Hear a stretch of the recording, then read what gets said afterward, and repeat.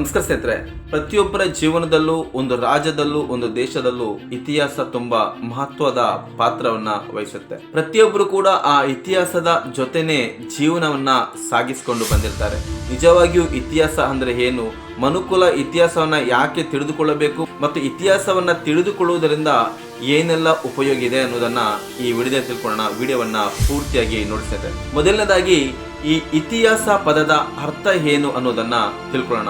ಇತಿ ಪ್ಲಸ್ ಹ ಪ್ಲಸ್ ಹಾಸ್ ಇತಿಹಾಸ. ಇತಿ ಅಂದ್ರೆ ಹೀಗೆ ಅನ್ನೋದನ್ನ ಸೂಚಿಸುತ್ತೆ.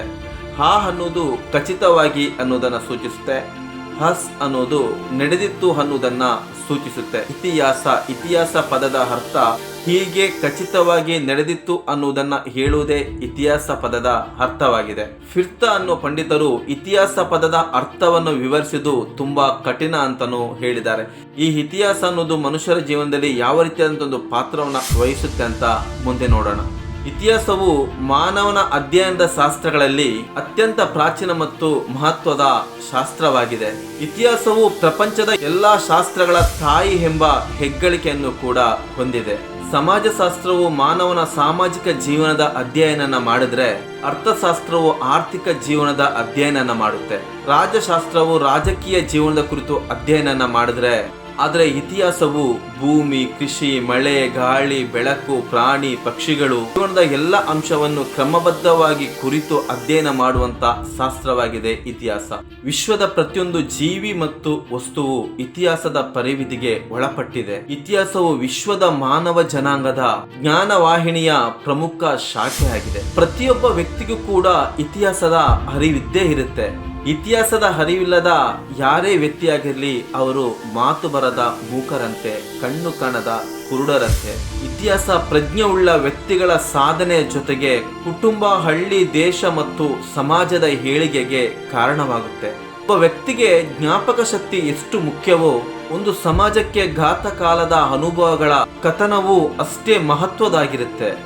ಐತಿಹಾಸಿಕ ವ್ಯಕ್ತಿಗಳು, ಘಟನೆಗಳು, ಭಾವನೆಗಳು, ಕಲಾಕೃತಿಗಳು, ಸ್ಮಾರಕಗಳು ಇವುಗಳೆಲ್ಲ ಭವಿಷ್ಯದ ಬದುಕನ್ನ ಸಮೃದ್ಧಿಗೊಳಿಸಲು ಸಹಾಯ ಮಾಡುತ್ತೆ. ಈ ಹಿನ್ನೆಲೆಯಲ್ಲಿ ಇತಿಹಾಸದ ರಚನೆ, ಬೋಧನೆ ಮತ್ತು ಕಲಿಕೆಯು ಮಾನವನಿಗೆ ಅವಶ್ಯವಾಗಿದೆ. ಇಂದು ಮಾನವನು ಸಾಗುತ್ತಿರುವ ಭೌತಿಕ ಮತ್ತು ಸಾಂಸ್ಕೃತಿಕ ಜೀವನ ಶೈಲಿಯು ಇತಿಹಾಸದ ಕೊಡುಗೆಯೇ ಆಗಿದೆ. ಇತಿಹಾಸವು ಮಾನವನ ಪ್ರಗತಿಯ ಪ್ರತಿಬಿಂಬವಾಗಿ ನಮ್ಮ ನಡೆ, ನುಡಿ, ಆಚಾರ, ವಿಚಾರ, ನಂಬಿಕೆ ಮತ್ತು ಸಮಗ್ರ ಜೀವನದೊಂದಿಗೆ ಬೆರೆತು ಹೋಗಿದೆ. ಹೀಗಾಗಿ ಇತಿಹಾಸವು ಸೂಕ್ಷ್ಮವಾಗಿ ಎಲ್ಲಾ ಶಾಸ್ತ್ರಗಳನ್ನು ಒಳಗೊಂಡಿರುವ ತಾಯಿ ಶಾಸ್ತ್ರದಂತಿದೆ. ಪ್ರಾಚೀನ ಭಾರತೀಯ ಇತಿಹಾಸದ ಜ್ಞಾನ, ಪ್ರಜ್ಞೆ, ತಿಳುವಳಿಕೆ ಇತ್ತು ಎಂಬುದಕ್ಕೆ ಹರಿಶೇಣನ ಅಲಹಾಬಾದ್ನ ಶಾಸನ, ರವಿಕೀರ್ತಿಯ ಐಹೊಳೆಯ ಶಾಸನ, ಚೋಳರ ಉತ್ತರ ಮೇರರ ಶಾಸನ, ಬಾಣನ ಅಶ್ವಚರಿತ ಮತ್ತು ವಿಕ್ರಾಂಕ ದೇವಚರಿತ ಮುಂತಾದ ಕೃತಿಗಳಿಂದ ಭಾರತೀಯರಿಗೆ ಇತಿಹಾಸದ ಬಗ್ಗೆ ಸ್ಪಷ್ಟ ಜ್ಞಾನವಿತ್ತು ಅನ್ನೋದು ತಿಳಿಸುತ್ತದೆ. ಪ್ರಾಚೀನ ಭಾರತೀಯರು ಇತಿಹಾಸಕ್ಕಿಂತಲೂ ಆಧ್ಯಾತ್ಮಿಕಕ್ಕೆ ಹೆಚ್ಚಿನ ಒತ್ತನ್ನ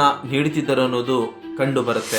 ಇತಿಹಾಸದಿಂದನೇ ಅನಾಗರಿಕತೆಯಿಂದ ನಾಗರಿಕತೆಯ ಜೀವನಕ್ಕೆ ಮನುಷ್ಯ ಬಂದ ಅನ್ನುವುದನ್ನ ಇತಿಹಾಸವು ತಿಳಿಸುತ್ತೆ. ಈ ರೀತಿ ಪ್ರತಿಯೊಬ್ಬರ ಜೀವನಕ್ಕೂ, ಒಂದು ಹಳ್ಳಿ ಆಗಿರ್ಬೋದು, ರಾಜ್ಯ ಆಗಿರ್ಬೋದು, ದೇಶದ ಬೆಳವಣಿಗೆಗೆ ಇತಿಹಾಸ ಅನ್ನೋದು ತುಂಬಾ ಮಹತ್ವವನ್ನ ಪಡೆಯುತ್ತೆ. ನಮ್ಮ ಭಾರತದ ಪ್ರಾಚೀನ ಕಾಲದ ಇತಿಹಾಸದಿಂದನೂ ಪ್ರಸ್ತುತ 2022 ನಡೆದಂತ ಎಲ್ಲಾ ಘಟನೆಗಳನ್ನ ಹಂತ ಹಂತವಾಗಿ ಈ ಚಾನಲ್ ಅಲ್ಲಿ ತಿಳಿಸ್ತಾ ಬರ್ತೀನಿ. ಚಾನಲ್ ನ ಸಬ್ಸ್ಕ್ರೈಬ್ ಮಾಡಿ, ವಿಡಿಯೋ ಇಷ್ಟ ಆಯ್ತು ಅಂದ್ರೆ ಲೈಕ್ ಮಾಡಿ, ಶೇರ್ ಮಾಡಿ. ಮತ್ತೆ ಮುಂದಿನ ಸಂಚಿಕೆಯಲ್ಲಿ ಇನ್ನೊಂದು ಉತ್ತಮವಾದಂತಹ ವಿಚಾರದೊಂದಿಗೆ ನಿಮ್ಮ ಮುಂದೆ ಬರ್ತೀನಿ. ಅಲ್ಲಿವರೆಗೂ ನಮಸ್ಕಾರ ಸ್ನೇಹಿತರೆ.